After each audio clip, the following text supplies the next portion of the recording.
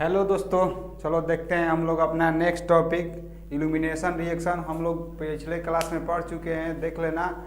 पढ़ रहे हैं chemical properties of haloalkanes and hello अरेंस।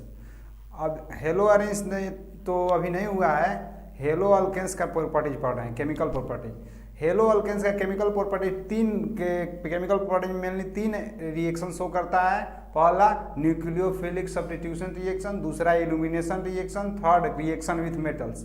तो हेलो अल्केन्स के केमिकल प्रॉपर्टीज में न्यूक्लियोफिलिक सब्स्टिट्यूशन रिएक्शन हम लोग देख चुके हैं। अब हम लोग चल रहे हैं दूसरे रिएक्शन जो शो करता है हेलो अल्केन्स केमिकल प्रॉपर्टीज में, इल्यूमिनेशन रिएक्शन। तो हम चलते हैं अपने नेक्स्ट टॉपिक इल्यूमिनेशन रिएक्शन पर। इल्यूमिनेशन रिएक्शन, इसका हिंदी होता है बाबू विलोपन अभिक्रिया। कौन सा अभिक्रिया? विलोपन अभिक्रिया। इसमें कुछ चीज का विलोपन होगा, यानी कोई चीज विलुप्त होगा, यानी हटेगा।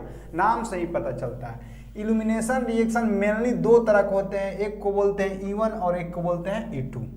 वही बात है जैसे SN1 में था सब्स्टिट्यूशन न्यूक्लियोफिलिक यूनिमोलिकुलर, वैसे ही होता है इल्यूमिनेशन रिएक्शन यूनिमोलिकुलर। पहले क्या होता है, मान लो यहाँ पर हम कोई अल्केन ले रहे हैं, एक अल्केन ले रहा है। कार्बन का कितना वैलेंसी होता है? 4 बॉन्ड से हम दिखा दिए हैं। इसका भी 4 बॉन्ड है, 1 इलेक्ट्रॉन, 2 इलेक्ट्रॉन, 3 इलेक्ट्रॉन। देखो 1 2 3 4 वैलेंसी इसका है, इसका भी 4 वैलेंसी है। ये चारों किसी ना किसी से जुड़ा होगा। इस पर एक ग्रुप होगा ए और इस पर एक ग्रुप होगा बी। ए ग्रुप को मान लो हम अल्फा बोल रहे हैं, अल्फा कार्बन। ए ग्रुप जिससे जुड़ा हुआ है उस कार्बन को अल्फा कार्बन बोल रहे हैं, और जस्ट उसके बगल वाले जिसमें जुड़ा हुआ है बी ग्रुप, उसको बोलते हैं बीटा कार्बन। कौन सा carbon? Beta carbon. A group के का ए ग्रुप जिससे जुड़ा हुआ है उस कार्बन को अल्फा कार्बन, और बी ग्रुप जिससे जुड़ा हुआ है उसको बीटा कार्बन बोलते हैं। तो यहाँ पर मान लो कोई रिएजेंट लेंगे, कौन सा रिएजेंट लेंगे हम देख रहे हैं। रिएजेंट का हिंदी होता है अभिकर्मक, यानी कोई रिएक्शन कराने वाला, कोई मानो तो एक इंस्ट्रूमेंट लेंगे, कोई ऐसा चीज डाल देंगे कि रिएक्शन हो जाएगा। अब यहाँ पर क्या होगा, अल्फा बीटा का विलोपन होगा। फर्स्ट स्टेप में क्या होगा, अल्फा बीटा इल्यूमिनेशन होगा। अल्फा बीटा का इल्यूमिनेशन होने का कहने का मतलब है अल्फा पर से ए हट जाएगा और यहाँ से बी हट जाएगा, और कहानी बनेगा ए और बी दोनों हट जाएगा और ए और बी आपस में जुड़ जाएगा। ए और बी आपस में जुड़ जाएगा, हम बताएंगे मैकेनिज्म में कैसे जुड़ता है।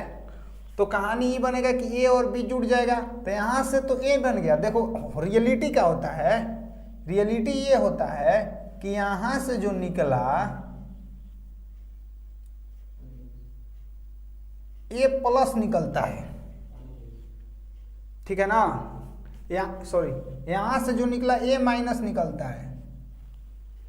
ए माइनस कहने का मतलब कि यहां से ई तो एक ए का इलेक्ट्रॉन है और ई कार्बन का इलेक्ट्रॉन है, तो ई तो इसका इलेक्ट्रॉन है, इसको इलेक्ट्रॉनवा भी लेकर आ जाएगा। तो इसका इलेक्ट्रॉन ले लिया तो यहाँ पर माइनस का चार्ज आ जाएगा, तो इसलिए ए माइनस निकलता है। और यहाँ से बी प्लस निकलता है। बी प्लस कहने का मतलब कि कोई अपना इलेक्ट्रॉन जब दे देता है तब उस पर प्लस चार्ज आ जाता है। तो ये अपना इलेक्ट्रॉन दे दिया तो यहाँ पर ये दोनों इलेक्ट्रॉन छोड़कर निकल जाता है। ये लेकर निकल गया, छोड़कर निकल जाता है। ये बॉन्ड सीधा सीधी बच गया, और E plus charge E minus charge दोनों ऐड कर ए और बी बॉन्ड बना लेता है, अपने साथ बॉन्ड बना लेता है, ए बी कंपाउंड बन जाता है। इसे इरेज कर दे रहे हैं ना। अब देखो क्या होता है कि ए निकल गया यहाँ से, बी निकल गया बीटा से, अल्फा बीटा इल्यूमिनेशन बोलेंगे इसे। तो क्या होगा कि ई बॉन्ड यहाँ शिफ्ट हो जाएगा और बन जाएगा अल्कीन। ई सिंगल बॉन्ड दिखा रहा है, किसी न किसी से जुड़ा रहेगा, कोई ना कोई ग्रुप होगा। तो इससे तो पता चला कि इल्यूमिनेशन रिएक्शन में क्या बनता है, अल्कीन। फर्क क्या पड़ेगा, थोड़ा सा ध्यान देखना। इल्यूमिनेशन रिएक्शन के कुछ इंपॉर्टेंट पॉइंट को देखते हैं।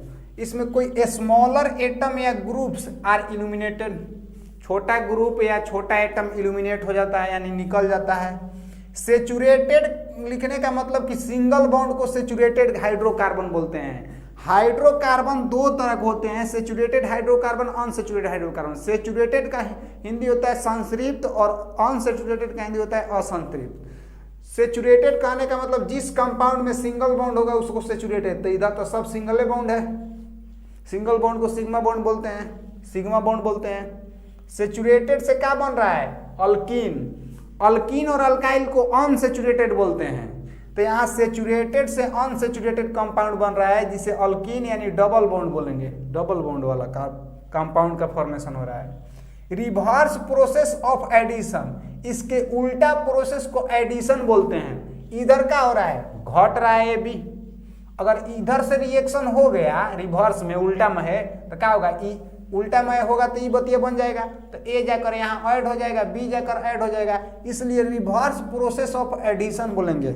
इसका उल्टा प्रोसेस को क्या बोलेंगे, एडिशन बोलेंगे। फोर्थ पॉइंट देखते हैं कि देखो यहाँ पर क्या हुआ, इसमें क्या हो रहा है, इस बॉन्ड को क्या बोलेंगे, सिंगल बॉन्ड। सिंगल बॉन्ड को तो ही सिग्मा बोलते हैं। तो यहाँ पर एगो ना दूगो सिग्मा बॉन्ड ब्रेक हो रहा है, टूट रहा है। अब बॉन्ड कर रहा है तो देखो एगो सिग्मा एगो पाई बॉन्ड बन रहा है नया में, हई दोनों तो कांस्टेंट है बॉन्डवा। तो दो सिग्मा बॉन्ड टूट रहा है लेकिन एगो सिग्मा एगो पाई बॉन्ड बन रहा है। पाई सिग्मा बॉन्ड जो होता है मजबूत बॉन्ड होता है और पाई बॉन्ड जो होता है कमजोर बॉन्ड होता है। यानी कि इस बॉन्ड को तोड़ने के लिए हमें क्या चाहिए, हीट देना पड़ेगा, क्या कि मजबूत है, जबकि ये कमजोर बन रहा है। इसका मतलब हुआ कि ये जो रिएक्शन है इंडोथर्मिक है, यानी ऊष्मा शोषी अभिक्रिया होता है। और डेल्टा H इसके लिए 0 से बड़ा होगा, 0 डिग्री से सेल्सियस। देखो डेल्टा H बोल रहे हैं, डेल्टा H बोला जाता है टेम्परेचर में चेंज इन टेम्परेचर को, ना कि खाली टेम्परेचर। तो स्पॉन्टेनियस रिएक्शन इसी को बोलते हैं। इल्यूमिनेशन रिएक्शन जो होता है स्पॉन्टेनियस होता है, यानी इसको कराना पड़ता है जबरदस्ती, और वो भी इसके लिए हाई टेम्परेचर चाहिए। अब इतना बात बोल सकते हो, जो रिएक्शन हाई टेम्परेचर पर होता है वो स्पॉन्टेनियस हो भी करता है। इसमें हो क्या रहा है, तो अल्फा बीटा का इल्यूमिनेशन हो रहा है, विलोपन हो रहा है, मतलब यहां से विलुप्त हो जा रहा है और नया बना ले रहा है कंपाउंड AB। A और B के जगह पर कोई ग्रुप आएगा, कोई ग्रुप होगा। एक और आता है इल्यूमिनेशन रिएक्शन में, अल्फा गामा इल्यूमिनेशन बोला जाता है। वो हम लोग का अभी नहीं जानना है, 11th क्लास में जानना है। 11th क्लास में रहता तो बताते, ज़्यादा बात नहीं करना है, लेकिन फिर भी कुछ बात कर लेना है। ए ग्रुप जुड़ा है उसे अल्फा बोल देंगे, अल्फा के जस्ट बगल वाले कार्बन को बीटा कार्बन बोलते हैं, उसके जस्ट बगल वाले को गामा कार्बन बोल देंगे। तो कौन सा इल्यूमिनेशन हो रहा है, अल्फा गामा, यानी अल्फा से ही ग्रुप हटेगा और गामा से ही ग्रुप हटेगा। तो क्या बन जाएगा, तो देखो ये दोनों ग्रुप हट गया, तो एगो यहाँ से तो ये जोन होता है ये बॉन्डवा के लेकर साफा लेके इलेक्ट्रॉनवा लेके निकल जाता है, तो कहते हैं कि A- निकल रहा है, कहे कि दूसरों के इलेक्ट्रॉनवा ले लिया।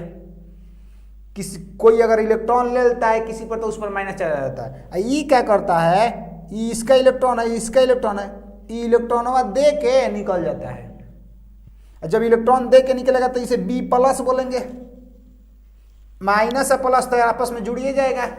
तो कहानी बचा कि दोनों इलेक्ट्रॉन तो बचिए गया है यहाँ पर, यानी बॉन्डवे बच गया है। तो ई बॉन्डवा क्या होगा ना, इधर जुट जाएगा, इसमें जुट जाता है इसे, तो बन जाता है हम लोग का साइक्लिक प्रोडक्ट। यानी कि अल्फा गामा इल्यूमिनेशन से हम लोग का क्या बनता है, साइक्लिक प्रोडक्ट बनता है, कोई साइकिल वाला प्रोडक्ट बन जाएगा। अब कहीं पर हमको बनाना होगा, कह देगा ना कि लीजिए प्रोपेन लिखे हैं, सिंपल प्रोपेन, ये प्रोपेन है, प्रोपेन से हमको साइक्लोप्रोपेन बनाकर दिखाओ, तो इसका मतलब कि अल्फा गामा इल्यूमिनेशन बना देंगे। कोई कहेगा कि अल्केन दिए हैं, अल्केन से अल्कीन बनाओ, तो उसके लिए हमको क्या करना होगा, कुछ ऐसा रिएजेंट के बारे में बताएंगे, कौन यहाँ पर रिएजेंट की जगह लेना है, अल्फा बीटा इल्यूमिनेशन करा देंगे। तो इसको नोट करो, देखते हैं कि इल्यूमिनेशन रिएक्शन में E1 E2 क्या होता है। देखो अल्फा इल्यूमिनेशन जो होता है, अल्फा इल्यूमिनेशन 3 तरह का बेसिकली होता है। बेसिकली तो 2 तरह का हम पढ़ाएंगे, लेकिन लिखे हैं थोड़ा सा। E1 reaction, E2 reaction, E1 CB reaction. CB का मतलब होता है conjugate base, elimination by conjugate base. तो क्या होता है इसमें, रियल कहानी क्या बनता है, E1 E2 और CB सब में अंतर क्या है, कहानी क्या बनता है, बस थोड़ा थोड़ा फर्क है, कंपाउंडवा सेम बनेगा, अल्कीन। देखो हम यहाँ पर ले रहे हैं carbon, carbon single bond, carbon से एक ग्रुप जुड़ा है हाइड्रोजन और एक ग्रुप जुड़ा है एच। एच तो कोनो ग्रुप थोड़े होता है, ऐसे ही मतलब एच है लेकिन ग्रुप मानेंगे अब। तो जिससे हाइड्रोजन जुड़ा हुआ है एक्स ग्रुप उसको अल्फा बोल देंगे और इसको बोल देंगे बगल वाले को बीटा कार्बन, इसको अल्फा कार्बन, इसको बीटा कार्बन। ये हाइपर कंजुगेशन वाला अल्फा बीटा नहीं बता रहे हैं अभी। हाइपर कंजुगेशन वाला अल्फा कार्बन उसे बोलते हैं, याद होगा तुम लोगों को कि डबल जिस कार्बन का बात कर रहे हैं उसके अगले कार्बन से कई को अल्फा कार्बन बोलते हैं, उससे जो हाइड्रोजन जुड़ा होता है उसे बोलते हैं अल्फा हाइड्रोजन। देखेंगे थोड़ा सा सेटजेप रूल आएगा अभी तुरंत। कहानी क्या होता है कि E1 सबसे पहले E1 रिएक्शन में यहां से X जो है ना आपन तो इलेक्ट्रॉनवा लेके जाइबे करेगा, इसको इलेक्ट्रॉनवा लेके X माइनस के रूप में बाहर निकल जाएगा। जब दूसरा का भी इलेक्ट्रॉन ले लेगा तो X माइनस हो जाएगा, और जब कार्बन अपना इलेक्ट्रॉनवा दे देगा तो कार्बन पर प्लस चार्ज फर्स्ट स्टेप में। यानी कि E1 रिएक्शन में 2 स्टेप होने वाला है बच्चा, होता तो तुरंत हो जाता है। और सेकेंड स्टेप में क्या होता है H प्लस, यहां से जो होता है H प्लस निकलता है। H प्लस कहने का मतलब हो गया कि इलेक्ट्रॉनवा छो के जाएगा, अपना दे के जाएगा। जब कोई इलेक्ट्रॉन देता है तब H प्लस होता है। H प्लस निकलेगा तो यहाँ पर पूरा बॉन्डवे बच गया कि नहीं बॉन्डवा। तो ई इलेक्ट्रॉनवा ई प्लस के साथ मिलकर डबल बॉन्ड बना लेगा, और ई इलेक्ट्रॉनवा अगर इस पर चला जाएगा तो इसका वैलेंसियो पूरा हो जाएगा, ये न्यूट्रलाइज हो जाएगा, चार्ज खत्म हो जाएगा। तो यहाँ पर भी अल्कीन बन जाएगा, carbon carbon double bond unsaturated. E2 में क्या होता है कि दोनों प्रोसेस एक साथ होता है। यानी कि क्या होगा कि देखो X माइनस बाहरी निकलेगा, एक के बेरी निकल जाएगा, और तुरंत H प्लसो निकलेगा, तुरंत एक के स्टेप में दोनों का मुँह हो जाएगा E2 रिएक्शन में। ठीक है ना, उतना ना लेगा कि पहले निकलेगा X माइनस, कार्बोकेटायन बनेगा, फिर H प्लस, ऐसा कहानी ना बनेगा। इसमें H प्लस X माइनस निकला, H प्लस निकला और अल्कीन बन गया। ई कंजुगेट बेस में क्या होता है कि पहले H प्लस निकलता है, जबकि इसमें पहले X माइनस निकला था, यानी पहले बीटा वाले से निकलेगा। यहां से H प्लस निकल जाता है पहले, ये कंपाउंडवा सॉरी यहाँ पर यही वाला कंपाउंडवा है, लिखे नहीं है समझो। तो यहाँ से जब H प्लस निकलेगा तो इस पर माइनस आ जाएगा, और फिर X माइनस निकल जाएगा। तो X जब माइनस निकलेगा तो इस पर प्लस आ जाएगा, तो carbon carbon double bond alkyne बन जाएगा। तो यही तो हम लोग का E1 और E2 था। तो चलो नेक्स्ट हेडिंग डालते हैं हम लोग, E1 रिएक्शन का होता है, डिटेल देखते हैं। मार्क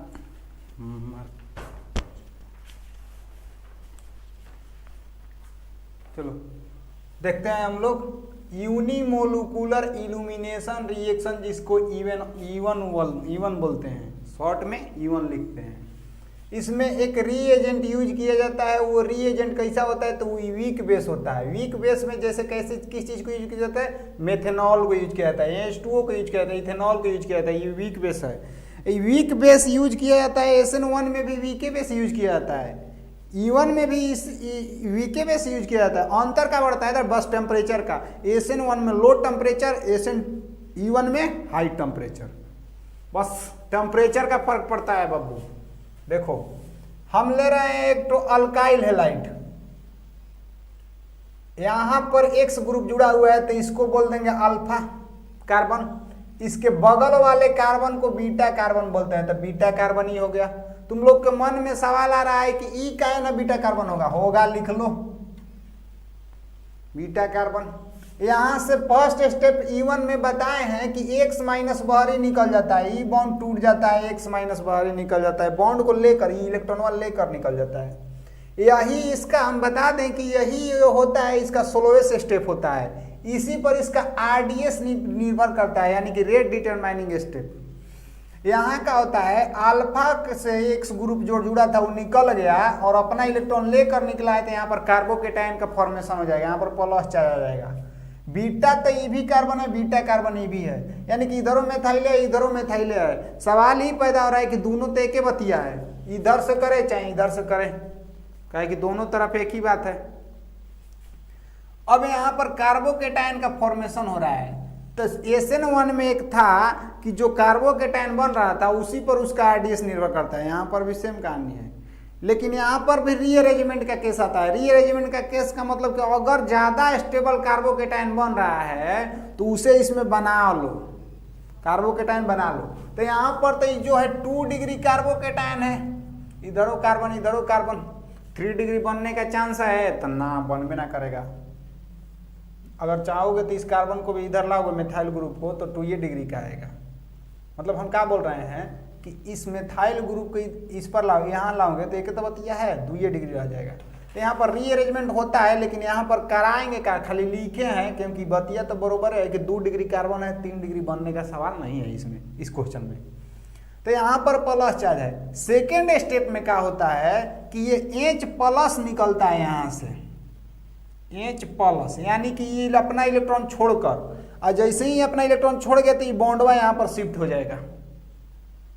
तो यानी बॉन्ड शिफ्ट हो जाएगा, तो इसी को बोल सकते हैं हम कि बीटा कार्बन था ना, तो बीटा वाले से एगो ग्रुप निकलता है, और एगो कहाँ से ग्रुप निकलता है, अल्फा वाले से निकलता है। अल्फा से X माइनस निकाल दिए, बीटा से H निकाल दिए, तो H प्लस निकल जाएगा। इसी को बोलते हैं बीटा इल्यूमिनेशन, यानी H plus illumination. Weak base लिया जाता है और टेम्परेचर, वीक बेस और टेम्परेचर याद दिखा रहा है, यानी कि टेम्परेचर है। इसको रिएक्शन में कहीं भी लिख दिया तो यानी कि टेम्परेचर दिखा रहा है, टेम्परेचर है यहाँ पर। और यहाँ पर जो भी है हाई टेम्परेचर, अगर यहाँ पर हाई टेम्परेचर लेंगे वीक बेस के साथ हाई टेम्परेचर, तब बन जाएगा हम लोग का डबल बॉन्ड अल्कीन। सवाल यही पैदा होता है कि यह वीक बेस है, इसी वीक बेस को SN1 में भी यूज किए हैं तो OH माइनस बना दिए हैं, जिसको न्यूक्लियोफाइल बोलते हैं। न्यूक्लियोफाइल OH माइनस काहे ना बनेगा, अल्कीन काहे बन जाएगा, काहे ना, यहाँ से X निकला है ना, तो यहाँ पर OH काहे नहीं के जुट जाता, जुड़ना चाहिए था, जुटेगा। इसी मेथेनॉल के यूज करो वीक बेस, न्यूक्लियोफाइल की तरह तब काम करेगा ये जब यहाँ पर टेम्परेचर लो होगा। तो यहाँ पर क्या होगा, H प्लस निकल जाएगा और CH3OH न्यूक्लियोफाइल की तरह यहाँ पर अटैच हो जाएगा। कहानी बनता है कि दोनों की तरह व्यवहार करेगा। तो यानी कि मतलब कि अगर हम हाई टेम्परेचर दे रहे हैं तो यही रिएक्शन E1 रिएक्शन शो करेगा, अगर यही वीके बेस रहेगा, अगर लो टेम्परेचर लिख दिया तो यहाँ पर SN1 शो करेगा, SN1 रिएक्शन। SN1 रिएक्शन में इन्वर्जन और रिटेंशन दोनों बनता है, यानी कि एक बार मेथाइल ग्रुप को ऊपर से जोड़ेंगे तो एक बार नीचों से 2 प्रोडक्ट बन जाएगा। समझ में आ रहा है ना। तो ये सारा पॉइंट होते हैं। अब इसके कुछ इंपॉर्टेंट पॉइंट को देखेंगे। तो SN1 एंड E1 रिएक्शन का अगर कोई अंतर पूछेगा तो बस एक ही अंतर है, टेम्परेचर का फर्क है बाबू। यहाँ तक कार्बोकेटायन उसमें भी बनता था फर्स्ट स्टेप में, कार्बोकेटायन इसमें भी बन रहा है। कार्बोकेटायन बनने के बाद अगर हाई टेम्परेचर वीक बेस के साथ दे दिए E1, लो टेम्परेचर दे दिए SN1। ध्यान रखना, इंपॉर्टेंस पॉइंट को देखते हैं, इसको कुछ इंपॉर्टेंस पॉइंट को। SN1 में न्यूक्लियोफाइल का अटैक होता है, जबकि E1 में बीटा कार्बन, बीटा हाइड्रोजन का इल्यूमिनेशन हो जाता है। सम इंपॉर्टेंस पॉइंट को देखते हैं, कुछ इंपॉर्टेंस पॉइंट इसका। पहला इंपॉर्टेंट पॉइंट ये है कि कार्बोकेटायन का फॉर्मेशन होता है, यही कार्बोकेटायन का जहां फॉर्मेशन होता है स्लो स्टेप, और इसी पर इसका RDS निर्भर करता है। दूसरा जो होता है, जितना ज्यादा स्टेबल कार्बोकेटायन होगा E1 रिएक्शन उतना ज्यादा देखने को मिलेगा, उतना ज्यादा देखने को मिलेगा। यानी कि 3 डिग्री में सबसे ज्यादा E1 होगा, 2 डिग्री में सबसे ज्यादा E1 होगा, 1 डिग्री में सबसे ज्यादा E1 होगा। समझ गया ना। रीअरेंजमेंट के बाद ये जो अगर रीअरेंजमेंट हो रहा है, रीअरेंजमेंट इसमें होता है, रीअरेंजमेंट इज अकर्स। यहां पर देखो एक क्वेश्चन ले रहे हैं, बताना है कि सबसे ज्यादा E1 किस में होगा।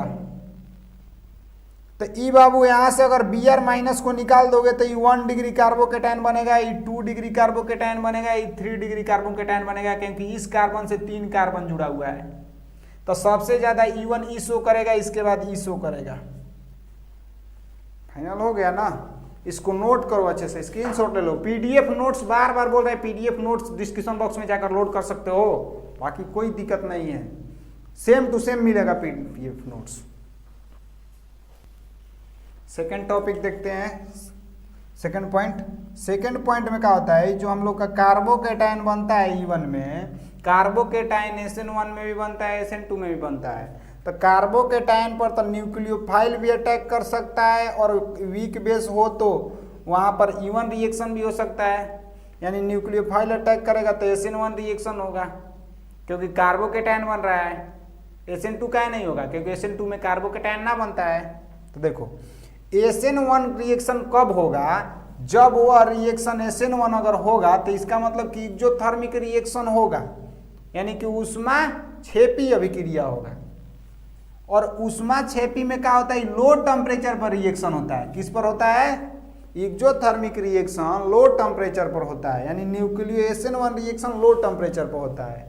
कार्बोकेटायन बनने के पास दो चांस है कि SN1 हो जाए, E1 हो जाए। रियलिटी कुछ और है, यानी कि लो टेम्परेचर होगा तो SN1 होगा।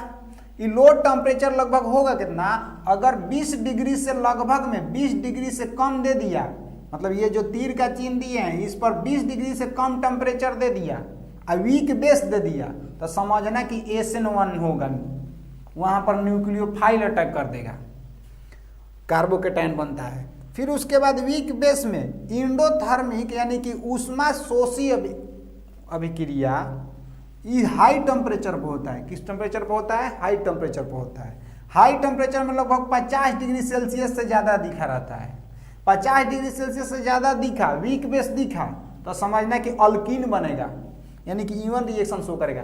रियलिटी ये है कि SN1 और E1 गोज टूगेदर, एक साथ होता है।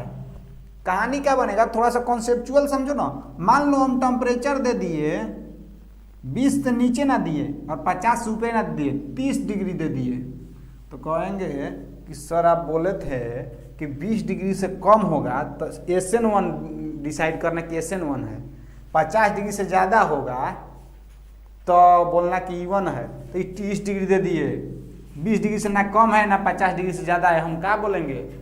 तो यहाँ तक क्लियर बुझा रहा है कि दोनों हो सकता है, कुछ SN1 भी हो रहा होगा, कुछ SN2 भी हो रहा होगा। तो रियलिटी ये है ना कि अगर लो टेम्परेचर ले लिए ना तो SN1 भी होगा और E1 भी होगा, लेकिन SN1 ज़्यादा होगा, काहे कि लो टेम्परेचर है। अगर लो टेम्परेचर ले लिए तो SN1 एंड E1 दोनों होगा, लेकिन SN1 ज़्यादा होगा क्योंकि लो टेम्परेचर पर SN1 रिएक्शन देखने को मिलता है। E1 बहुत कम होगा लो टेम्परेचर में, जबकि इसके लिए यही ऑर्डर रिवर्स हो जाएगा। यहाँ पर अगर 50 डिग्री से ज़्यादा ले लिए तो SN1 कम होगा, E1 ज़्यादा होगा, यानी कि यही रिएक्शन करा रहे हैं हम, ठीक है ना। अगर हम 50 डिग्री से ऊपर पर करा रहे हैं ना तो ज़्यादा से ज़्यादा क्या बनेगा, हम लोग का अल्कीन बनेगा, बहुत नाक के बराबर जोन बनेगा, हम लोग का ये वाला कंपाउंड बनेगा, ठीक है ना। देखते हैं आप लोगों का थर्ड पॉइंट, उससे पहले इसको नोट करो।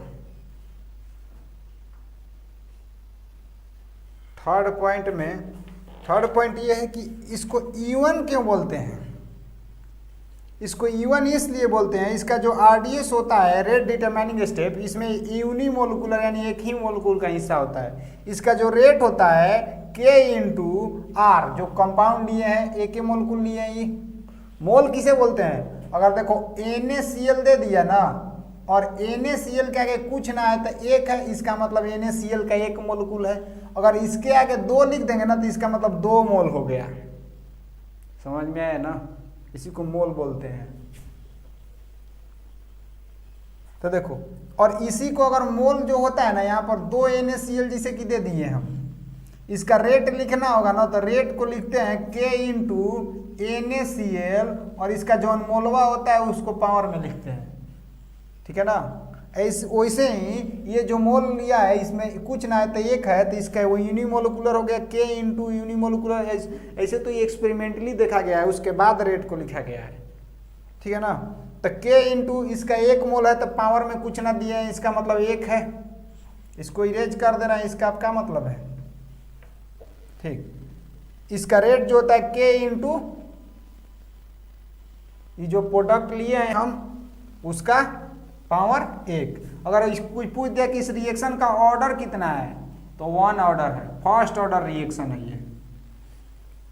दूसरी बात कि इसका जो रेट ऑफ रिएक्शन है unaffected bye concentration of base, base पर निर्भर ना करेगा कि कैसा तुम बेस ले रहे हो, वीक बेस कितना ले रहे हो। यानी कि हम ये बोल दें कि यहाँ पर जो हम अल्काइल हैलाइड ले रहे हैं इसके कॉन्सेंट्रेशन को 2 गुना कर दे तो रेट 2 गुना हो जाएगा, होगा ना। अगर हम ये बोल दें कॉन्सेंट्रेशन ऑफ बेस को 10 गुना बढ़ा दे रहे हैं तो बेस पर तो निर्भर ना कर रहा है, चाहे तुम 10 गुना बढ़ाओ चाहे उसी में तुम डूब के नहाने लगो, ठीक है ना। अब देखते हैं कि इसको में वीक बेस क्यों यूज किया जाता है। इसका नेक्स्ट पॉइंट लेते हैं, फोर्थ पॉइंट, कि वीक बेस क्यों यूज किया जाता है, ठीक है ना। इसके पहले तुम नोट करो, इसको पॉइंट बाई पॉइंट देखेंगे। फोर्थ पॉइंट में वीक बेस इसमें क्यों यूज करते हैं। वीक बेस इसलिए यूज करते हैं कि मान लो अगर हम स्ट्रॉन्ग बेस लेते हैं तो स्ट्रॉन्ग बेस क्या करेगा, will not wait for the removal of X minus, X minus के जो यहाँ पर एक्स माइनस निकल रहा है इसका इंतजार ना करेगा, इधर पीछे से अटैक मार देगा, एक्स माइनस टूटने लगेगा, यानी ट्रांजिशन स्टेट वाला कहानी बन जाएगा जो पीछे के लेक्चर में बताए हैं। पीछे SN1 SN2 यानी न्यूक्लियोफिलिक सब्स्टिट्यूशन का रियल मीनिंग क्या होता है उस सारा को बता दिए हैं, बोर्ड पर्पस के लिए क्या है ये भी बता दिए हैं उस 9 मिनट वाले वीडियो में, ठीक है ना। अगर स्ट्रॉन्ग बेस ले लेंगे ना तो वेट ना करेगा कि एक्स माइनस निकलेगा, कार्बोकेटायन बनेगा, तब हम उस पर जाकर अटैक करेंगे, वो डायरेक्ट अटैक मार देगा। इसलिए हम लोग वीक बेस यूज करते हैं कि पहले कार्बोकेटायन तो बन जाने दो तब ना हम जाएंगे। तो वीक बेस में क्या यूज किया जाता है, तो मेथाइल, देखो टेक्निकल में कैसे लिखा जाता है, MEOH मेथाइल अल्कोहल, ETOH इसको इथाइल अल्कोहल, H2O यानी जल, इथाइल अल्कोहल यानी ETH, ऐसी नहीं इथाइल लिखा था तो खाली ET लिख रहे हैं, अल्कोहल ऐसी ना होता है। अब हम नेक्स्ट पॉइंट देखते हैं हम लोग का कि सॉल्वेंट कैसा होता है इसमें। तो इसमें भी जो सॉल्वेंट होता है, सॉल्वेंट पोलर प्रोटिक यूज किया जाता है। पोलर होने का मतलब कि बॉन्ड को तोड़े, नोट करो ना, पहले नोट करो। चलो देखते हैं पांचवा पॉइंट में सॉल्वेंट किस तरह का यूज किया जाता है।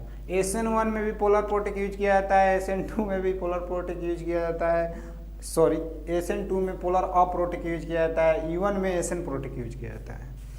पोलर प्रोटिक सॉल्वेंट दिया जाता है। पोलर होने का मतलब कि पोलर का मतलब क्या होता है कि जो H है, ऑक्सीजन जो होता है हाईली इलेक्ट्रोनेगेटिव होता है, तो इससे इलेक्ट्रॉन खींचेगा, इससे इलेक्ट्रॉन खींचेगा। जो जिससे खींच रहा है यानी हाइड्रोजन का इलेक्ट्रॉन ले रहा है तो इस पर तो प्लस चार्ज, जो ले रहा है इलेक्ट्रॉन जो लेता है उस पर माइनस चार्ज, इस पर प्लस चार्ज। देखो कितना ज्यादा पोलर है। पोलर का मतलब क्या होता है, पोल जनरेट हो जाए, पॉजिटिव और निगेटिव, उसी को बोलते हैं डाइपोल मोमेंट। तो पढ़वे किया होगा फिजिक्स में। पोलर होने का मतलब, पोलर होने से क्या होता है, कार्बन और CX जो बॉन्ड होता है उसको तोड़ने का काम करता है अच्छे से। और प्रोटिक इसमें भी देखो इलेक्ट्रॉन खींचेगा तो इस पर डेल निगेटिव और यहाँ पर डेल पॉजिटिव, पार्शियली निगेटिव और पॉजिटिव चार्ज आ जाता है। प्रोटिक होने का क्या मतलब है, प्रोटिक होने का मतलब ये है कि यहाँ से जो X माइनस बाहर निकलता है उसको अच्छे से घेर लेगा H2O। H2O जो होता है इसको अच्छे से प्रोटिक कर देगा, यानी इसको अच्छे से घेर लेगा कि जाकर दोबारा से अटैक ना करे। ये पूरी तरह H2O जो होता है इसको सॉल्वेट कर देगा, मानो तो सॉल्वेट यानी घेर लेगा। प्रोटिक होने का मतलब यह है। नेक्स्ट पॉइंट जो होता है लीविंग ग्रुप। लीविंग ग्रुप पर भी हम लोग का कुछ कारण बन जाता है रेट ऑफ रिएक्शन E1 में। रेट ऑफ E1 उतने ही जितने ज्यादा होने के लिए एबिलिटी ऑफ लिविंग ग्रुप अच्छा होना चाहिए। लिविंग ग्रुप की एबिलिटी क्षमता अच्छा होना चाहिए, मतलब अच्छा से लिव कर जाए, अच्छा से टूट जाए। अगर क्वेश्चन बात करें तो किसमें E1 ज्यादा होगा ये बताना है तुम लोगों को। तो E जो है 3 डिग्री है, यो 3 डिग्री है, यो 3 डिग्री है, यानी E1 में इसमें होइबे करेगा। कौना में E1 ज्यादा होगा, यानी किसमें E1 ज्यादा होगा? जो अच्छा से तुरंत लिव करके कार्बोकेटाइन बना दे उसमें E1 अच्छा से तुरंत होगा। तो बताओ कि लिविंग ग्रुप में कौन अच्छा लिव करता है, आयोडीन, क्लोरीन की ब्रोमीन? इसको बाबू मान लो हम ए बोल दे रहे हैं, इसको बी बोल दे रहे हैं, इसको सी बोल दे रहे हैं, तो ऑर्डर क्या होगा? E1 किस में ज्यादा होगा? तो आयोडीन का लिविंग ग्रुप एक मतलब ज्यादा होता है, हाली लिव करता है, तो इसका मतलब कि सी में E1 सबसे ज्यादा देखने को मिलेगा। उसके बाद जो होता है ब्रोमीन आता है ए, उसके बाद बी। पीछे बता दिए लिविंग ग्रुप वाला लेक्चर कहानी, जो लफड़ा वफड़ा होता है लिविंग ग्रुप का और स्टेबिलिटी ऑफ कार्बोकेटाइन का कुछ ज्यादा बताए हैं। अब धीरे धीरे चमकेगा, इसीलिए तो बोले थे खाली उतार लो बाद में बुझाएगा, बोले हैं उस लेक्चर में, बोले हैं खाली उतार लो बाद में बुझाएगा। अब यहाँ पर बुझाता E1 जैसे यहाँ पर बता दिए I minus, Br minus, Cl minus, और इसके बाद जो होता है फ्लोरीन माइनस। ये लिविंग ग्रुप की टेंडेंसी अच्छा होता है, अच्छा से लिव करता है। फिर भी ना देखेगा पूरा लेक्चर तो ऊपर ऊपर पार होगा, नोट करो। देखो देखते हैं क्वेश्चन। E1 रिएक्शन में क्या होता है? वीक बेस हाई टेम्परेचर, यही हम लोग का आइडेंटिफिकेशन है, वीक बेस हाई टेम्परेचर। यदि 50 डिग्री से ज़्यादा टेम्परेचर लिए हैं तो E1 शो करेगा, 50 डिग्री से कम शो किए हैं मतलब 20 डिग्री से कम लिए हैं तो SN1 शो करेगा। रियलिटी ये होता है कि SN1 और E1 दोनों एक साथ होता है, किसी में E1 ज़्यादा होता है तो किसी में SN1 ज़्यादा होता है। देखते हैं क्वेश्चन पर समझ में आएगा, कमांड रखना। देखो अल्काइल हेलाइड अगर E1 रिएक्शन शो कर रहा है, इसका मतलब उसका एक एग्जांपल ले रहे हैं कि E1 कौन अल्काइल हेलाइड E1 शो कर रहा है, एग्जांपल ले रहे हैं। CH3CH CH3Br, इस CH से Br जुड़ा हुआ है। यहाँ पर एक वीक बेस ले लिए, यानी मेथेनॉल वीक बेस होता है, H2O होता है, इथेनॉल होता है, ये सब वीक बेस होता है। हाई टेम्परेचर ले लिया है, देख लो 50 डिग्री से ज्यादा टेम्परेचर 60 डिग्री है, इसका मतलब कि E1 शो करेगा। E1 में इल्यूमिनेशन रिएक्शन में बनता क्या है? तो अल्कीन। तो देखो इसको बता दिए कि कैसे बनाएंगे, कहाँ डबल बॉन्ड जाएगा ये पता करने के लिए। तो बता दो, समझो कि जिससे ग्रुप जुड़ा हुआ होता है तो उस कार्बन को अल्फा कार्बन बोल देते हैं, और उसके ठीक बगल वाले कार्बन को बीटा कार्बन। बीटा कार्बन ये भी हो सकता है, बीटा कार्बन ये भी हो सकता है। तो पहले क्या होता है कि अगर टेम्परेचर ज्यादा लिए हैं, E1 रिएक्शन शो कर रहा है, तो सबसे पहले कार्बोकेटाइन बनता है। कार्बोकेटाइन बनने के लिए यहां से Br माइनस बाहरी निकलता है, ठीक। तो Br माइनस यहां से बाहरी निकला तो यहां से H, मतलब कि इसका देखो मैकेनिज्म देखो कि कैसे बन रहा है। मैकेनिज्म यानी कि क्रिया विधि। रियलिटी क्या है कि बना कैसे होगा? तो क्रिया विधि में हम ले रहे हैं CH3 CH Br CH3 Br CH3, इसको बाबू बोलेंगे अल्फा कार्बन, इसको बोलेंगे बीटा कार्बन। ये मेथनॉल और हीट उट सब लिए हैं, इसको बार बार नहीं देखना है। मान लो यहाँ पर है, ठीक है ना, यहाँ पर लिख दे रहे हैं कि है, तो ये लिखने जरूरी नहीं है। तो सबसे पहले क्या होगा कि ये जो बॉन्ड में जो दो इलेक्ट्रॉन दिख रहा है, एगो कार्बन का इलेक्ट्रॉन है, एगो ब्रोमीन का इलेक्ट्रॉन है, ये दोनों इलेक्ट्रॉन लेकर भागेगा। तो इसका इलेक्ट्रॉन है, दूसरा का इलेक्ट्रॉन ले लेगा तो माइनस चला जाएगा। तो यहाँ से फर्स्ट स्टेप में Br माइनस बाहर निकल जाता है, माइनस दे दिया नहीं बाहर निकल गया। तो बना का तो कार्बोकेटाइन बन गया। कैसा कार्बोकेटाइन? तो इसका अपना इलेक्ट्रॉन दिया है तो यहाँ पर प्लस आ जाएगा CH3। तो दूसरी बात ये बनता है कि बीटा तो ये भी है, बीटा तो ये भी है। हाइड्रोजन इससे भी निकाल सकते हैं, हाइड्रोजन इससे भी निकाल सकते हैं। तो देखने ही से पता चल रहा है इधरों मिथाइल इधरों मिथाइल, मतलब कि बात से मैं यहाँ से हाइड्रोजन निकालो चाहे यहाँ से हाइड्रोजन निकालो, इसको पलट देगा तो कई बतिया ना बन जाएगा। तुम चाहेगा तो यहाँ पर भी बॉन्ड डाल सकता है, बतिया तो बराबर है, कहीं से निकाल सकते हैं। तो यहाँ से ना तो यहाँ पर है, कोई दिक्कत ना है, बतिया तो बराबर है। तो यहाँ से भी निकाल सकते हैं, यहाँ से भी निकाल सकता है।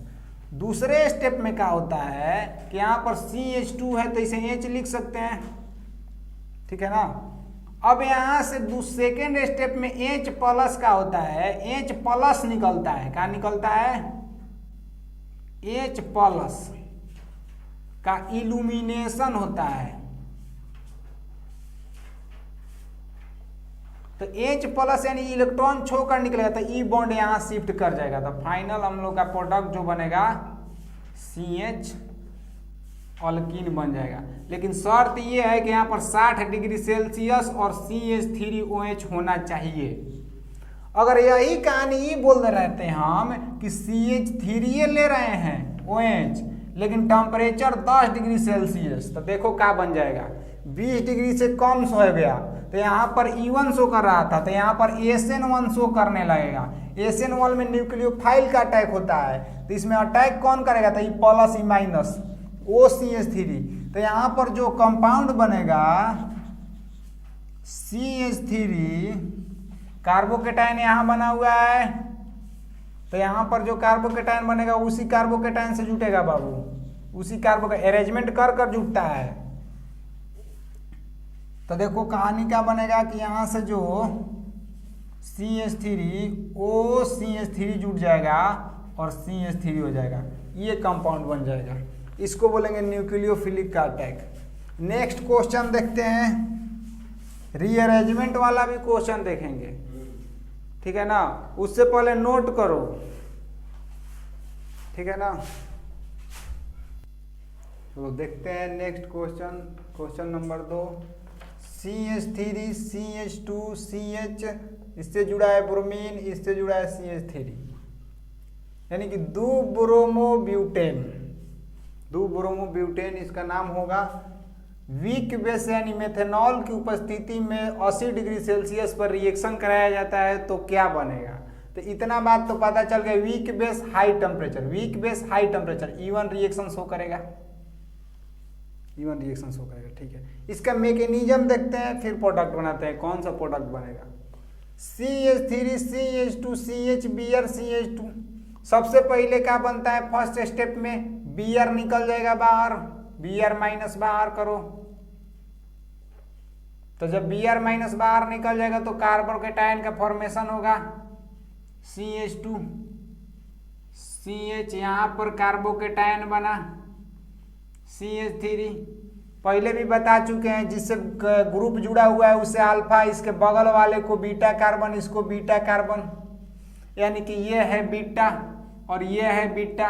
अब हम लोग के पास कंडीशन ये आता है, देखो ध्यान से देखो, यहाँ पर H2 को H कर दे रहे हैं, यहाँ पर CH2 और यहाँ पर H कर दे रहे हैं कि हाइड्रोजन यहाँ से निकाले कि यहाँ से निकाले। पीछे वाले क्वेश्चन में दोनों एक ही बात था, है कि इधरों मिथाइल था इधरों मिथाइल था, कहीं से हाइड्रोजन निकाल देते, लेकिन इसमें दोनों में अलग अलग बात है। हाइड्रोजन यहाँ से निकालेंगे तो 1 नंबर पर वाला अल्कीन बनेगा, हाइड्रोजन यहाँ से निकालेंगे तो 2 नंबर वाला अल्कीन बनेगा, 2 को प्रोडक्ट बनेगा 2 तरह का। तो हमने पास 2 ऑप्शन है, देखो हम क्या क्या कर सकते हैं, हाइड्रोजन यहाँ से भी निकाल सकते हैं, हाइड्रोजन यहाँ से भी निकाल सकते हैं। मान लो H प्लस यहाँ से निकला तो क्या बनेगा, CH3 single bond CH, double bond CH, single bond CH3। अगर हाइड्रोजन यहाँ से निकल कर यहाँ आ रहा है, हाइड्रोजन यहाँ से निकल कर बना एक कंडीशन में, तो क्या बनेगा, CH3 सिंगल बॉन्ड, ये CH2 है सिंगल बॉन्ड CH, और H प्लस अगर यहाँ से निकल रहा है तो क्या बनेगा, डबल बॉन्ड यहाँ पर आ जाएगा CH2। दोनों अलग अलग प्रोडक्ट बना, उसमें दोनों एक ही बनता है। अगर इधरों से निकालते हैं, मान लो इधर मेथाइल ले लेंगे CH Br CH3, ये अल्फा कार्बन ये बीटा कार्बन, तुम सोचेगा कि ये हो तो बीटा है, यहाँ से भी निकाल सकते हैं। तो अगर हाइड्रोजन यहाँ से निकालेगा तो यहाँ पर आएगा, ठीक है। अब हम क्या कर रहे हैं, यहाँ पर आएगा तो क्या हो गया, ये ब्रोमीन हट गया, प्रोपीन बन रहा है। अगर मान लो यहाँ ब्रोमीन दिए हैं हम, हाइड्रोजन अब यहाँ से ना निकालेगा, यहाँ से निकालेगा तो वो तो प्रोपीने बन रहा है, एक ही नंबर पर है। यहाँ पर दोनों बात सेम था, यहाँ पर सेम ना है। तब सवाल ही पैदा होता है कि कौन ईवी प्रोडक्ट बन रहा है, ईवी प्रोडक्ट बन रहा है, कौन सबसे ज्यादा बन रहा है, मेजर कौन बन रहा है, कौन सबसे ज्यादा स्टेबल है। मान लो किसी सॉल्यूशन में डाल दिए, चीनी भी डाले हैं नमक भी डाले हैं, अब हमको बताना है कि कौन किसका स्वाद ज़्यादा आ रहा है, चीनी का कि नमक का? चक्कर बताना होगा ना। तो इसका तो कोई उपाय तो होगा ना कि कौन ज़्यादा बनेगा। तो है एक उपाय है, जो सबसे ज़्यादा स्टेबल होगा वही सबसे ज़्यादा बनेगा। स्टेबिलिटी कैसे चेक करेंगे इसमें? तो इसमें देखो पाई बॉन्ड है, अल्कीन है, इसमें हाइपर कंजुगेशन होता है, यानी कि अल्फा हाइड्रोजन चेक किया जाता है। अल्फा हाइड्रोजन का केस क्या होता है, थोड़ा सा देखो, कार्बन कार्बन डबल बॉन्ड से हाइपर कंजुगेशन का केस आता है बाबू। हाइपर कंजुगेशन के थ्रू दोनों स्पेशल होते हैं, स्टेबल होते हैं। कंजुगेशन कहानी ही बनता है, कार्बन कार्बन डबल बॉन्ड है, कार्बन कार्बन डबल बॉन्ड के अगले कार्बन को अल्फा कार्बन बोलते हैं। ई किस में बोलते हैं? तो ध्यान देना, ई बोलते हैं हाइपर कंजुगेशन में अल्फा। ई अल्फा दूसरा है, ग्रुप जिससे जुड़ा है अल्फा बोलेंगे। हाइपर कंजुगेशन में अल्फा उसे बोलेंगे कि डबल बॉन्ड से जुड़े हुए कार्बन को अल्फा कार्बन, उससे जुड़े हुए हाइड्रोजन को अल्फा हाइड्रोजन। तो इस अल्फा से कितना हाइड्रोजन जुड़ा है? 3। इस अल्फा से कितना हाइड्रोजन जुड़ा है? 3। तो इसमें total number of alpha hydrogen कितना हो गया? 6 गो। कार्बन कार्बन से डायरेक्ट जुड़े हुए कार्बन को अल्फा कार्बन बोलते हैं। ई कार्बन कार्बन के बीच डबल बॉन्ड है, इससे कौन कार्बन जुड़ा है? तो ये ई जुड़ा है, तो ये अल्फा कार्बन बुलाएगा। इससे कोई कार्बन जुड़ा है ना, तो इस साइड में अल्फा कार्बन ना है। तो इसमें अल्फा हाइड्रोजन की संख्या कै गो है? तो 2 अल्फा हाइड्रोजन है। तो हम एक बात बता दे रहे हैं, किसी भी कंपाउंड में जितने ज्यादा से ज्यादा अल्फा हाइड्रोजन होगा वो उतने ज्यादा स्टेबल होगा। तो यानी सबसे ज्यादा स्टेबल कौन हो गया? ये मोर स्टेबल। यानी प्रोडक्ट में सबसे ज्यादा, यानी मेजर प्रोडक्ट क्या बनेगा? तो ई वाला सबसे ज्यादा बनेगा, और लेस स्टेबल है तो ई माइनर बनेगा। ठीक है ना? माइनर प्रोडक्ट और स्टेबल प्रोडक्ट। स्टेबल प्रोडक्ट को एक टेक्निकल नाम बोला जाता है सेटजेप प्रोडक्ट। कौन सा प्रोडक्ट? इस सेटजेप प्रोडक्ट बुलाएगा, सेटजेप प्रोडक्ट। माइनर प्रोडक्ट का टेक्निकल नाम यूज किया जाता है हॉफमैन प्रोडक्ट। कौन सा product? Hofmann product. Minor product का टेक्निकल नाम हॉफमैन प्रोडक्ट। प्रोडक्ट मतलब उत्पाद होता है जो बनता है, उसी को बोलते हैं। सेटजेप रूल का बोलता है, देखो सेटजेप का होता है, साइंटिस्ट का नाम है, ये रूल दिए थे। सेटजेप रूल ही बोलते हैं कि when A small base attack, मतलब कोई छोटा बेस अटैक कर रहा है, यानी वीक बेस, तो मोर स्टेबल अल्कीन बनने की संभावना है। जो मोर स्टेबल होगा वही मेजर प्रोडक्ट होगा। मेजर प्रोडक्ट का पता कैसे लगाएंगे? ज्यादा से ज्यादा अगर अल्फा हाइड्रोजन होगा, जितने ये अल्फा हाइड्रोजन दिए हैं, ज्यादा से ज्यादा अल्फा हाइड्रोजन यानी वही सबसे ज्यादा स्टेबल होगा। या ज्यादा क्राउडेड हो, क्राउडेड मतलब कि ज्यादा तेड़ ताड़ हो, या मोर सब्स्टिट्यूटेड हो, यानी कि उस पर ज्यादा से ज्यादा ब्रांच जुड़ा हुआ हो। तो देखो ना, हम एक बात बोल रहे हैं कि ये क्या कर रहा है, अब ये सेटजेप प्रोडक्ट है, ये 2 तरह से हो सकता है। ये जो अल्कीन बन रहा है ना, ये 2 तरह से अल्कीन बन सकता है। देखो इस सीस ट्रांस भी शो करेगा, ये अल्कीन 2 तरह से बन सकता है, यही नाम रहेगा, ध्यान देना। लेकिन इसमें भी सीस ट्रांस होगा, तो सीस वाला ज्यादा बनेगा कि ट्रांस वाला? तो देखो, तो इसको 2 तरह से, ये भी अल्कीन जो है कि 2 तरह का अल्कीन बन सकता है, जिसको ज्योमेट्रिकल आइसोमेरिज्म बोलते हैं कि कार्बन कार्बन डबल बॉन्ड, और एक से डाल दे रहे हैं CH3, और एक से डाल दे रहे हैं हाइड्रोजन, और एक से डाल दे रहे हैं CH3, एक से डाल दे रहे हैं हाइड्रोजन, और एक से डाल दे रहे हैं CH3, carbon carbon double bond, यहाँ डाल दे रहे हैं हाइड्रोजन, यहाँ डाल दे रहे हैं CH3, यहाँ डाल दे रहे हैं हाइड्रोजन का। ई भी तो ब्यूटीन है, इसको बोलेंगे सीस और इसको बोलेंगे ट्रांस। सेटजेप प्रोडक्ट में 2 तरह का बन गया। तो बताना है कि सीस ज्यादा स्टेबल होगा कि ट्रांस वाला ज्यादा स्टेबल होगा। कारण समझ लो बाबू एक बार, सीस ज्यादा स्टेबल होगा कि ट्रांस ज्यादा स्टेबल होगा? तो हम बता दे तुम लोगों को कि ये जो सीस होता है कम स्टेबल होता है, ट्रांस ज्यादा स्टेबल होता है। ऐसा क्यों? तो देखो, सीस का स्टेबल होता है, ट्रांस का स्टेबल होता है। अगर मेथाइल मेथाइल एक ही साइड है, मेथाइल मेथाइल एक ही साइड है, तो इसमें रिपल्सन होगा, इसमें रिपल्सन होगा तो ई बनने का कम चांस है, जबकि यहाँ पर इथाइल विपरीत डायरेक्शन में है तो ई बनने का चांस ज़्यादा है। हाइड्रोजन जो आएगा इस साइड से ज़्यादा अटैक कर सकता है। समझ में आया? ये मिथाइल दूसरी साइड में है, इधर अटैक कम करेगा, करने का चांस है, यानी कि ये दोनों के बीच में रिपल्सन कम होगा, वो वाला ज़्यादा बोलेगा, ये स्टेबल है ना रह पाएगा, ये रिपल्सन करने लगेगा। ठीक है ना? तो सिस ट्रांस में से ट्रांस वाला ज़्यादा स्टेबल होता है, ये मोर स्टेबल होता है। यही हम लोग का सेटजेप प्रोडक्ट बोलाएगा। सेटजेप प्रोडक्ट ये दोनों है क्योंकि दोनों स्टेबल है। अगर सेटजेप प्रोडक्ट के अंदर में देखा जाए तो ट्रांस वाला सेटजेप प्रोडक्ट सबसे ज़्यादा स्टेबल होता है। याद रखना है सेटजेप प्रोडक्ट क्या कहता है, मेजर प्रोडक्ट बनाना है, जितने ज़्यादा अल्फा हाइड्रोजन। अब क्राउडेड का बात समझो ना, मोर सब्स्टिट्यूटेड और क्राउडेड का बात समझो। क्राउडेड का मतलब टेढ़ ताड़, यहाँ पर जो ग्रुप जुड़ा हुआ है टेढ़ ताड़ जुड़ा हुआ है, ज़्यादा क्राउडेड है, इधर मुड़ा मुड़ा है। सब्स्टिट्यूटेड का मतलब कि इधर कार्बन के बीच में देखो कई ग्रुप है, इधर देखो थोड़ा सा देखो, यहाँ एगो मेथाइल, यहाँ एगो मेथाइल, और इस कार्बन के बीच में इधर एगो ग्रुप और इधर हाइड्रोजन खाली है। तो सबसे ज्यादा तो कौन जुड़ा हुआ है, सबसे ज्यादा सब्स्टिट्यूटेड का मतलब चिपकना, सबसे ज्यादा इसमें चिपका हुआ है, इधर हाइड्रोजन, खोलो ना इधर हाइड्रोजन, इसको खोलोगे ना हाइड्रोजन है, तो सबसे ज्यादा तो सब्स्टिट्यूटेड ये है। अगर इस मतलब उससे ज़्यादा सब्स्टिट्यूट मतलब ये वाला सब्स्टिट्यूटेड है, इसमें तो है ना, इसमें तो एक देने देखेंगे ना तो ये एच दिया है, कम सब्स्टिट्यूटेड है, इससे कम एटम जुड़ा हुआ है।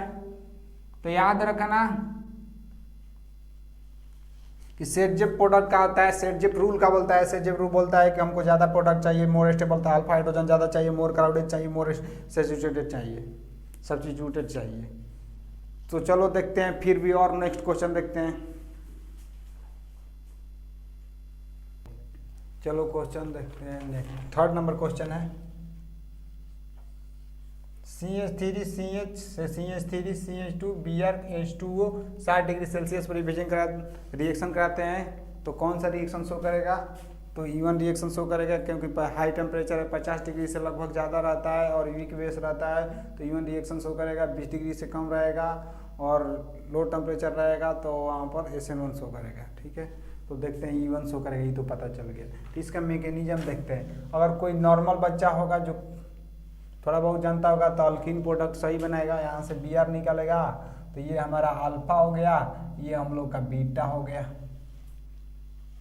अल्फा से जो डायरेक्ट कार्बन जुड़ा है उसे बीटा बोलते हैं। अल्फा से ब्रोमीन निकाल देगा और बीटा से हाइड्रोजन निकाल देगा, यहाँ पर डबल बॉन्ड डाल देगा, यानी प्रोडक्ट को कुछ ऐसे बनाएगा, CH3 और इसे H निकाल देगा यहाँ से CH2, कुछ ऐसा कंपाउंड बनेगा जो कि सही भी है, अल्कीन है, E1 में अल्कीन बनबे करता है। ठीक है, इसका मैकेनिज्म देखें तो सबसे पहले CH3 CH2 CH Br minus बाहर निकल जाएगा। ठीक, Br माइनस बाहर निकलेगा तो कार्बोकेटायन बनेगा। कौन डिग्री कार्बोकेटायन है? 1 डिग्री कार्बोकेटायन है। अब यहाँ पर यही बच्चा गलती कर देगा कि 1 डिग्री कार्बोकेटायन है, अगर यहाँ पर H निकाल दिए, Br निकाल दिया, H निकाल दिया, यही सोच रहे हो तुम लोग। तो यहाँ से H निकालेंगे तो अल्कीन प्रोडक्ट बनेगा, वो सही बनेगा। रियलिटी में कंपाउंड जो बन रहा है सही बन रहा है, लेकिन कहानी ही नहीं बन रहा है। 1 डिग्री तो है, का 1 डिग्री से ज़्यादा नहीं बन सकता है इधर उधर करके, तो इसमें पॉसिबिलिटी है। ये 1 डिग्री है लेकिन ये 3 डिग्री कार्बन है, यहाँ पर प्लस चिन्ह आ जाएगा तो ठीक है। तब यहाँ पर रीअरेंजमेंट होगा। रीअरेंजमेंट मतलब फिर से ये अपने में सज धजेगा। सज धज के क्या करेगा कि यहाँ से हाइड्रोजन माइनस, मतलब कि ये जो H है इसको ऐसे लिख सकते हैं, हाइड्रोजन माइनस कहने का मतलब कि ये अपना इलेक्ट्रॉन के साथ साथ कार्बनो वाला इलेक्ट्रॉन लेके बाहर ही निकल जाएगा, शिफ्ट हो जाएगा। और शिफ्ट होकर कहाँ जाएगा? तो यहाँ पर आकर जुड़ जाएगा जहाँ पर प्लस चिन्ह है। जब इसका इलेक्ट्रॉन ले लिया तो यहाँ पर प्लस साइन आ जाएगा और यहाँ पर शिफ्ट हो जाता है, कहाँ पर चला जाता है? इस पर। तो ये माइनस के साथ जा रहा है तो प्लस को खत्म कर देगा तो CH3 बन जाएगा। रियलिटी बनता है, यहाँ पर H डाल दे रहा है तो 1,2 H माइनस शिफ्ट होता है, तो यहाँ पर H शिफ्ट हो गया तो CH3 बन गया। अब ये बन गया हम लोग का अल्फा, जहाँ पर कार्बोकेटाइन है। इसके अगल बगल एक बीटा ई भी होगा, बीटा ई भी होगा, बीटा ई भी होगा। जो कार्बोकेटाइन बन रहा है उससे जुड़े हुए कार्बन को ही बीटा कार्बन बोलते हैं। अब यहाँ से भी H निकाल सकते हैं, यहाँ से भी, यहाँ से भी, कहीं से निकालो, आइडेंटिकल है, कहीं पर निकालोगे बात बरोबर है। H2O डाल दिए और 60 डिग्री सेल्सियस डाल दिया है टेम्परेचर दिया है, लिख नहीं रहे हैं। अब यहाँ से हाइड्रोजन निकालो, चाहे यहाँ से, बात बरोबर है। तो यहाँ से हाइड्रोजन निकाल दिए तो मान लो यहाँ पर डबल बॉन्ड आ गया। अगर मान लो यहाँ से निकाल दे तो कुछ ऐसे बनाता तुम, double bond CH2, single bond CH3 का एक के बात ना है का। तुम देखो ना, इस कार्बन पर 1 2 ऐसी नहीं गिनती करेंगे जिधर से डबल बॉन्ड पड़ेगा, डाइमेथाइल है, बात बरोबर है, पड़ जाएगा। हम गलती क्या करते हैं, अगर इस तरह बनाते तो यहाँ से अल्कीन प्रोडक्ट तो सेम बन रहा है, वही बनाते, गलती ना होगा। यहाँ से H निकालेंगे तो वही बतिया बन जाएगा, वो सही है, ठीक। लेकिन ये नहीं, रियलिटी में वो कहानी बन रहा है। अगर ऐसे बनाते तो H2O डाल देंगे 10 डिग्री सेल्सियस पर, यानी कि टेम्परेचर 20 डिग्री से कम हो गया तो न्यूक्लियोफाइल की तरह बिहेव करेगा। यानी कि हम लोग का जो H2O डाले हैं तो H2O में क्या होता है, H2O के OH लिखते हैं तो OH माइनस न्यूक्लियोफाइल होगा। तो न्यूक्लियोफाइल यहाँ पर अटैक करेगा तो देखो कैसा कंपाउंड तुम लोग बना देता। E1 सही हो जाता है CH2 और यहाँ पर OH जोड़ देता, यानी कि ऊपर जोड़ सकता है, कैसे भी जोड़ो। 1 डिग्री अल्कोहल बनेगा जो कि लेस स्टेबल होता है। ये रियलिटी ना हो, ये बनबे ना करेगा, बनेगा का तो यहाँ से 3 डिग्री कार्बोकेटाइन जो मोर स्टेबल है, यहाँ से ये न्यूक्लियोफाइल अल्कोहल बनेगा, ये स्टेबल होता है, ये प्रोडक्ट बनेगा, 3 डिग्री वाला अल्कोहल बनेगा, ठीक है ना। तो ये हम लोग का ज़्यादा स्टेबल होता है, ये स्टेबल ना होता है। तो रिलेटिव अरेंजमेंट के बाद बनाना रहता है, ये तुम लोगों को सीखने को मिल गया। तो ये अरेंजमेंट कर लो, अरेंजमेंट हो रहा है तो अरेंजमेंट करो। ज़्यादा कार्बोकेटाइन मिल रहा है तो ज़्यादा बनाओ, फिर न्यूक्लियोफाइल को। यहाँ पर SN1 में दिक्कत आ जाता है। E1 तो सही हो गया, यहाँ से गलती कर रहे हैं तब वो सही हो रहा है, लेकिन SN1 गलत प्रोडक्ट दे देता है अगर इसका अरेंजमेंट ना करे तब। अब फिर नेक्स्ट क्वेश्चन देखते हैं। क्वेश्चन देखेंगे उतना ही, जितना ज़्यादा क्वेश्चन देखेंगे उतना ज़्यादा होगा। उससे पहले स्क्रीनशॉट ले लो। देखो क्वेश्चन,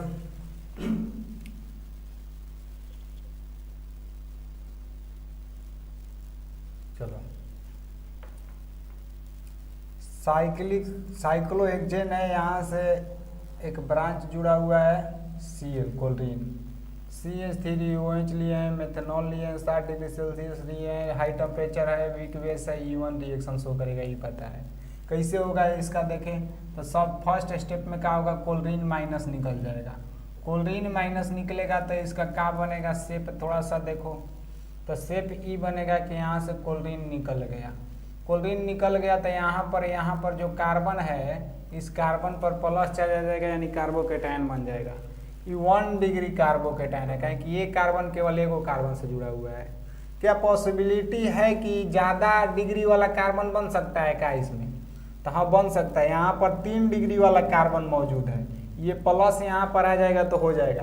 बस कुछ ना करते हैं, प्लस खातिर रीअरेंजमेंट लिखते हैं कि रीअरेंजमेंट कराने पर ज़्यादा डिग्री वाला सच धज के बन जाएगा।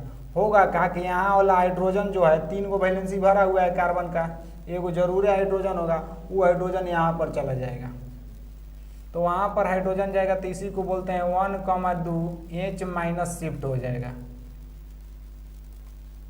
तो देखो कहानी कैसा बन रहा है, जब H माइनस शिफ्ट बनेगा तो यहाँ पर ऐसा कहानी बनेगा और यहाँ पर प्लस साइन बन जाएगा, ये 3 डिग्री कार्बोकेटाइन बन गया। अब 3 डिग्री कार्बोकेटाइन बन गया तो यहाँ पर जो भी है हम लोग का रिएक्शन अब होना शुरू होगा।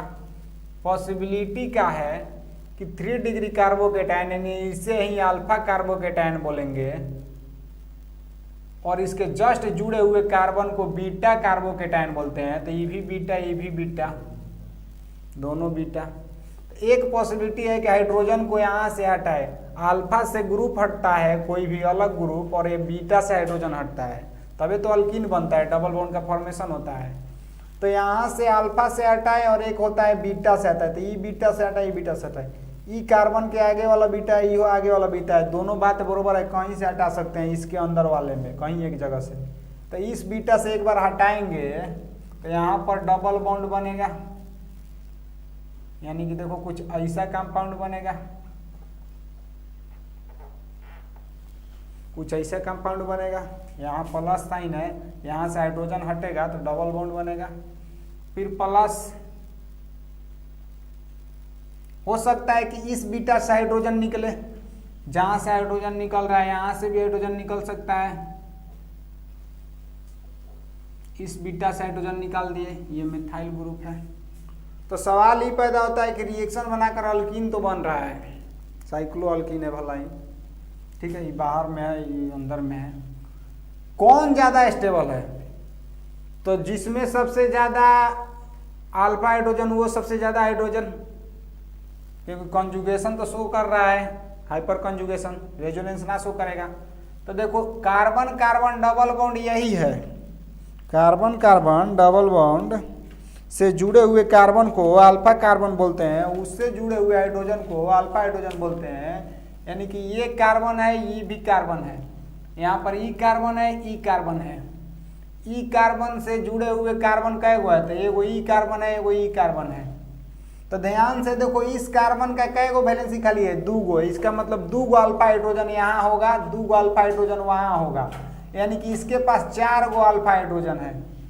यहाँ पर देखो तो इससे कार्बन कार्बन से जुड़े हुए कै गो कार्बन है? ई, 1 carbon, 2 carbon, 3 carbon, carbon carbon double bond से 3 गो कार्बन जुड़ा हुआ है। इसके पास कै गो हाइड्रोजन होगा? तो 3 गो हाइड्रोजन होगा। इसके पास कै गो हाइड्रोजन होगा? 2 गो, 3 2 5 गो। इसके पास कै गो हाइड्रोजन? तो इसमें 7 गो अल्फा हाइड्रोजन होगा, यानी ये सबसे ज्यादा स्टेबल है, इसे मोर स्टेबल बोलेंगे। यानी ये मेजर प्रोडक्ट कौन होगा? जो सबसे ज्यादा स्टेबल वही मेजर प्रोडक्ट होगा सेजेफ्ट के रूल के अनुसार, यानी इसी को सेजेफ प्रोडक्ट भी बोलेंगे, सेजेफ्स प्रोडक्ट ही भी बोलेंगे। ये हम लोग का माइनर होगा, ये माइनर बनेगा, ठीक है। अगर यहाँ पर न्यूक्लियोफाइल का अटैक करा दे, यानी अल्कोहल का अटैक करा दे रहे हैं, तो यहाँ पर अल्कोहल जुटेगा। अगर हम कम टेम्परेचर दे रहे हैं, यानी 10 डिग्री सेल्सियस दे देते, बाकी सारा चीज सेम दे देते, तो हम लोग का कैसा कंपाउंड बनेगा? तो कंपाउंड कुछ ऐसा बनेगा, ये SN1 रिएक्शन बोला जाएगा, SN1 रिएक्शन। और यहाँ से OH जुट जाता है, H2O डाले हैं ना, CH3OH डाले हैं तो वो CH3 जुटेगा, CH3OH जुड़ जाए तो वो CH3 जुटेगा। इसको नोट करो। नेक्स्ट क्वेश्चन देखते हैं, एक और क्वेश्चन देखते हैं, फिर उसके बाद चलते हैं E2 रिएक्शन पर। रोको, देखो नेक्स्ट क्वेश्चन, यहाँ पर भी कार्बन है, यहाँ पर भी कार्बन है, इससे ब्रोमीन जुड़ा हुआ है, H2O के 60 डिग्री पर रिएक्शन कराएंगे। H2O ही जब वीक बेस, तो ये पता चल गया कि हाई टेम्परेचर है तो E1 रिएक्शन शो करेगा। यहाँ पर इसी रिएक्शन को अगर H2O के साथ 10 डिग्री सेल्सियस पर कराएंगे तो SN1 रिएक्शन शो करने लगेगा। ये बात तुम लोगों को पता चल गया होगा, 20 डिग्री से कम SN1, 50 डिग्री से ज़्यादा E1 रिएक्शन। तो रियलिटी क्या है कि प्रोडक्ट कैसा कैसा बनेगा, कौन मेजर प्रोडक्ट होगा, यही सब बताना है। तो रियलिटी है कि फर्स्ट स्टेप में कार्बोकेटायन बनता है, यानी Br- को बाहर फेंक, Br- निकलेगा तो कैसा चीज बन जाएगा? Br- निकलेगा तो कार्बोकेटायन बनेगा, यानी ई Br- निकल गया, यहाँ पर कार्बोकेटायन बन गया। ई Br- निकलेगा तो यहाँ पर कार्बोकेटायन बनेगा। ई कार्बोकेटायन कै डिग्री है? तो पता लगाए तो इधर पता चला कि 1 कार्बन, इधर 1 कार्बन, तो 2 डिग्री है। ये बाबू अगर इसी कार्बन को कौन सा कार्बन बोल देंगे? Alpha carbon. इसके जस्ट जुड़े हुए कार्बन को बीटा कार्बन बोलते हैं। कौन सा कार्बन बोलते हैं? तो बीटा कार्बन बोलते हैं, ठीक है ना। इसके जस्ट साइड में जुड़े हुए कार्बन को बीटा कार्बन बोलते हैं। तो देखो ये कार्बोकेटायन बन गया। क्या ये 2 डिग्री कार्बोकेटायन है? क्या ऐसा बात नहीं पॉसिबिलिटी है कि 2 डिग्री से ज्यादा डिग्री वाला कार्बोकेटायन बन जाए? इसमें है पॉसिबल? तो इसमें है, देखो ये 3 डिग्री कार्बोकेटायन है यहाँ पर, तो यहाँ पर शिफ्ट करा दो, रीअरेंजमेंट, शिफ्ट कराने के लिए क्या लिखते हैं, रीअरेंजमेंट। रीअरेंजमेंट होता क्या है, तो 1,2h माइनस शिफ्ट लिखते हैं, 1 से 2 जाता है, ज़्यादा दूर ना फानता है। तो कार्बोकेटायन का जब रीअरेंजमेंट कराएंगे तो यहाँ पर सब नॉर्मल हो जाएगा, प्लस चार्ज यहाँ पर आ जाएगा।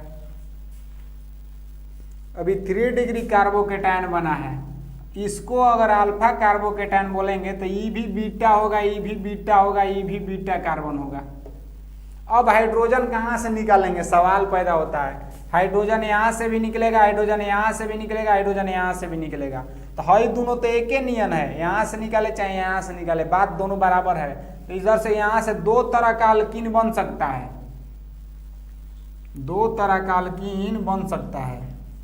हो सकता है कि एक हाइड्रोजन इस बीटा से निकाले, एक हाइड्रोजन इस बीटा से निकाले। पहले इस बीटा से हाइड्रोजन निकाल रहे हैं, तो जब इस बीटा से हाइड्रोजन निकलेगा तो प्रोडक्ट हम लोग का कुछ ऐसा बनेगा,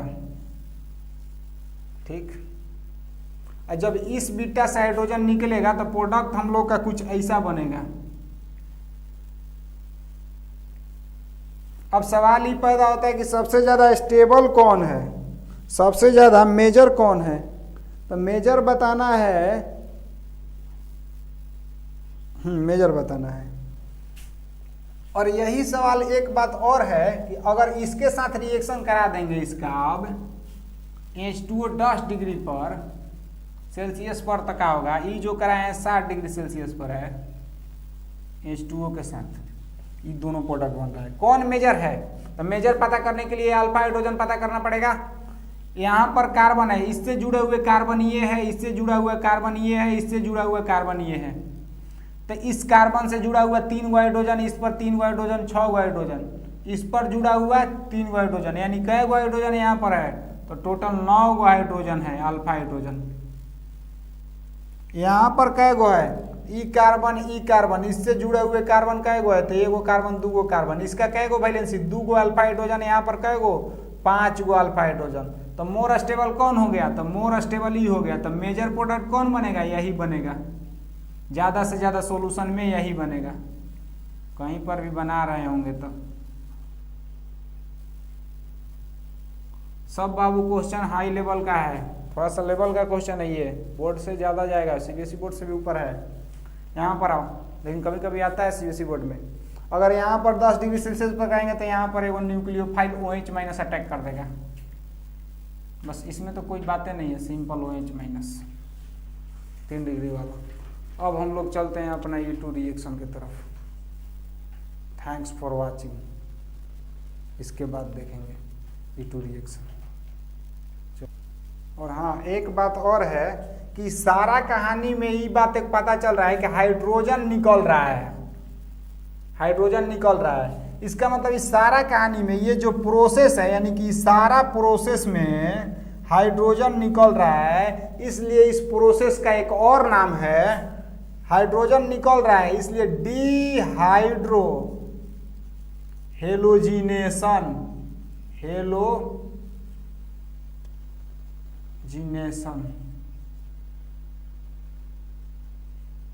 डिहाइड्रोहेलोजिनेशन बोलते हैं इसको।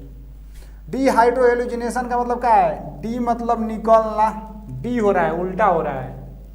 हाइड्रो मतलब हाइड्रोजन निकल रहा है, हाइलोजनो निकल रहा है, एक्सो ग्रुप निकल रहा है, ब्रोमीनो और क्लोरीन भी निकल रहा है और हाइड्रोजन भी निकल रहा है। सारा प्रोसेस में देखो तो क्या हो रहा है, ब्रोमीन निकला फिर हाइड्रोजनो निकला। डिहाइड्रोहेलोजिनेशन प्रोसेस भी बोलते हैं E2 रिएक्शन को, E1 रिएक्शन को। इसमें हाइड्रोजन और हेलोजन दोनों निकलता है। अब हम लोग देखते हैं अपना E2 reaction, second type reaction, by molecular illumination, by molecular.